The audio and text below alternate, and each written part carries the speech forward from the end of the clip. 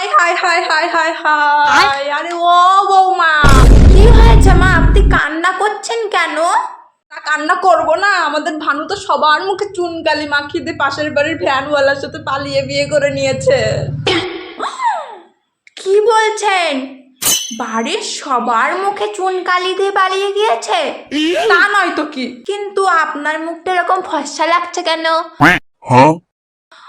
ও, বুঝতে পেরেছি, আপনি হয়তো ভানু পালিয়ে যাওয়ার সময় ওর সামনে যাননি, ওর জন্য, তাই না? যাও, তুমি আমার খোকাকে ডেকে নিয়ে আসো, যাও। ঠিক আছে মা, আপনি দাঁড়ান, আমি এক্ষুনি আপনার ছেলেকে ডেকে নিয়ে আসছি। মা, খবর দিয়েছো আমার খোকাকে? হ্যাঁ, ডেকে নিয়ে এসেছি।